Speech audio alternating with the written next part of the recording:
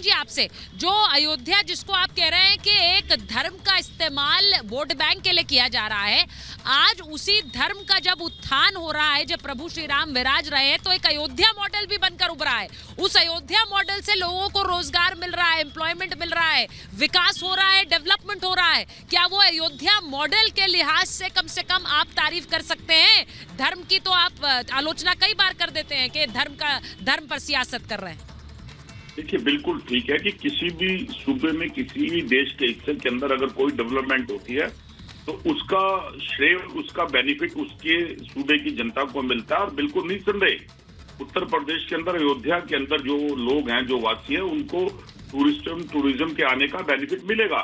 लेकिन फिर एक प्रश्न खड़ा हो जाता है कि शास्त्रों के द्वारा शंकराचार्य जो सनातन को चला रहे हैं, वो शास्त्र के हिसाब से ना जाने की बात कर रहे हैं। और चुनावाचार्य जो हमारे देश के प्रधानमंत्री है, जो चुनाव आचार्य हैं, वो अपने चुनावों की रणनीति के कारण अध करके मंदिर का निर्माण से पहले उसकी प्राण प्रतिष्ठा कर रहे हैं। तो सनातन का विरोधी कौन हुआ? सनातन का विरोधी तो भाजपा हुई, क्योंकि जब 4 मठों के शंकराचार्य सनातन का प्रचार और प्रसार करते हैं और उनकी जिम्मेवारी है, वो अनुयायी है इस चीज के।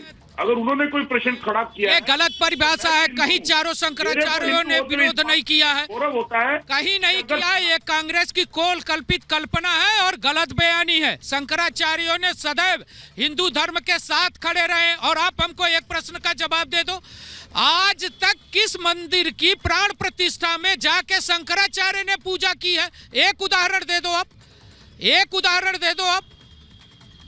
अरे अभी आपके सामने उदाहरण दे पाएंगे? वो कह रहे हैं कि किसी एक मंदिर नहीं आ रहे है, कोई ऐसा है जहाँ। एक और सवाल है, आपके पार्टी के नेता पंडित जवाहरलाल नेहरू देश के प्रधानमंत्री थे और सरकार के करने वाले आदि शंकराचार्य के द्वारा बनाए गए मतों के शंकराचार्य वहाँ आने से मना कर रहे हैं, तो किसकी जिम्मेवारी है? सनातन का ठेकेदार कौन बनता है? धर्म का ठेकेदार सोमनाथ की प्राण प्रतिष्ठा में देश के पंडित नेहरू गए थे कि नहीं गए थे? चंद्रमोहन जी सवाल सुन लिया आपने? एक अधूरे मंदिर की प्राण प्रतिष्ठा कर रहे हैं, जिसका विरोध सनातन प्रेमी को करना चाहिए। सवाल सुना नहीं आपने, लगता है, या फिर सुनकर दरकिनार कर रहे हैं। लेकिन ये गौरवशाली की आप तो शौचालय बना रहे थे राम जन्मभूमि पर। आपके नेता कपिल सिब्बल बाबरी मस्जिद की वकालत कर रहे थे। शर्म से डूब मरना चाहिए। बेनिफिट देने के लिए पानी में सनातन का अपमान किया और सनातन के प्रचार और प्रसार के शंकराचार्यों का अपमान किया है। वो कह रहे हैं विरोधी है। मैं बोल रहा हूँ भाजपा और भाजपा। सुन लीजिए चंद्रमोहन जी, वकालत दोनों तरफ से किसी भी पक्ष की हो, लेकिन उनका ये कहना है कि वहां पर कांग्रेस के नेताओं ने कहा कि ये जमीन पर वो चीज बन जानी चाहिए, यानी शौचालय बन जाए या स्कूल बन जाए, वो वकालत करते हैं। आज मंदिर बन रहा है तो उसमें तो वो श्रेय क्या ले सकते हैं? वो दूरी भागेंगे। क्या ये सही है? मैं इसलिए पूछ रही हूँ शैलेश जी को, अगर आवाज आ रही है मेरी, आचार्य शैलेश तिवारी को। आचार्य जी, मैं कहना चाहता हूँ, हाँ मुझे आवाज आ रहा है। सुचरिता जी, ऐसा है कि जब किसी मंदिर के अंदर गर्भगृह पूरी तरह से बन जाता है तो गर्भगृह में भगवान को विराजते हैं।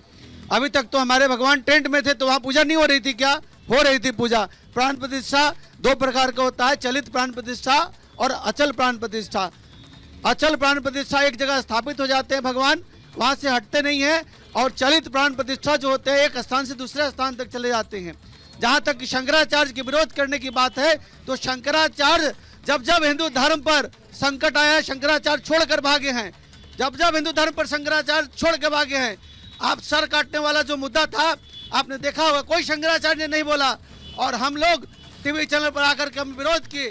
जिस मुसलमानों ने, जिस ने सर काटने की तसरतन से जुदा की कहानी कही, बात कही उदयपुर में, वहाँ हम लोग टीवी पर चैनल पर बोल मुझे लगता है शंकराचार्य लोग बिल में घुस गए थे। जो शंकराचार्य आज भगवान श्री राम का विरोध कर रहे हैं, और 4 शंकराचार्य में यहाँ चारों शंकराचार्य बैठे हुए हैं जो राम मंदिर के उद्घाटन में है, जो प्राण प्रतिष्ठा में है, जिसमें जो शंकराचार्य हैं, इसमें एक अधोक्षानंद जी महाराज हैं, शंकराचार्य हैं।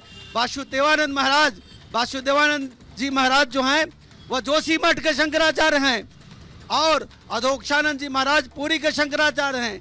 और अपने आप बांट लिया ये लोग शंकराचार्य का पद। कितने दुख की बात है। जब जब एक चीज मैं पूछूंगी और मैं ये अपने सभी पैनलिस्ट से पूछ रही हूं। जब हम ये कहते हैं कि राजनेताओं को धर्म की बात नहीं करनी चाहिए, ये वाला सवाल बार बार उठता है। चलिए जी जरा सुन लीजिए सवाल एक बार आचार्य जी। मैं ये बोल रही हूँ कि जब राजनेताओं के लिए सवाल बार बार उठता है कि उन्हें धर्म की बात नहीं करनी चाहिए, तो उसी तरह से क्या ये सवाल नहीं उठेगा कि धर्म से जुड़े लोगों को सियासत की बात नहीं करनी चाहिए?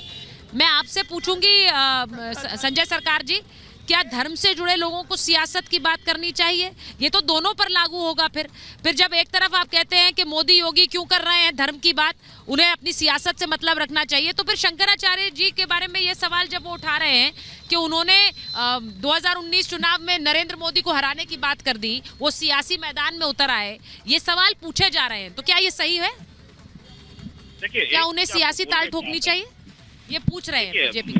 नरेंद्र मोदी जी हिंदुओं में लड़ाई करा दिए हैं। अभी देखिए साधु में लड़ाई हो रहा है, सबसे दुख की बात है। और शंकराचार्य जी जो बोला असंपूर्ण मंदिर में रामलाला का प्रतिष्ठा नहीं होता। ममता जी ने हिंदुओं को जोड़ दिया और ममता जी ने हिंदुओं को जोड़ दिया संजय जी, और ममता जी ने हिंदुओं को जोड़ दिया क्या? पश्चिम बंगाल में क्या हो रहा है और आए चुनाव के समय क्या हुआ, संजय सरकार जी उसे भूलिए मत, उन्होंने जोड़ दिया हिंदुओं को। देखिए आप रैली कीजिए, हम आपको स्वागत करते हैं, लेकिन आप जब बोलिए देखिए दुर्गा पूजा के अंदर सबसे ज्यादा दंगा पश्चिम बंगाल में हुआ, उसके लिए ममता बनर्जी जिम्मेदार है। संजय जी मैं आपकी ज्यादा संजय जी की बात नहीं, पश्चिम बंगाल संजय जी की बात नहीं मैं सुन पाई। संजय जी क्या कह रहे हैं आप? ओपन फायर कर रहे हैं, हिंदू धर्म में वो परमिशन देता है हथियार लेके ओपन फायर करने के लिए। देखिए भगवाधारी है, आपको दिखाने चाहते हैं, तो लॉ एंड ऑर्डर के लिए पुलिस क्या करेंगे? इसको रुकने चाहिए ना। आपको बोले रामनवमी के दिन इस्लाम देता है, किसी की हत्या करोगे, किसी करोगे, दंगा करोगे, कोई भी धर्म करोगे, वो आदमी अपना बचाव करेगा कि नहीं करेगा?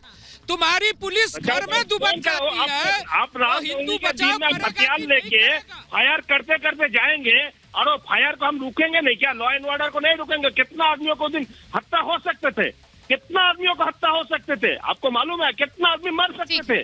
लेकिन इसके अगर हम लॉ एंड ऑर्डर के आदमी को हम मुंगेर से पकड़ा, कहा गया बिहार का मुंगेर जहाँ हथियार का। ठीक है, लॉ एंड ऑर्डर।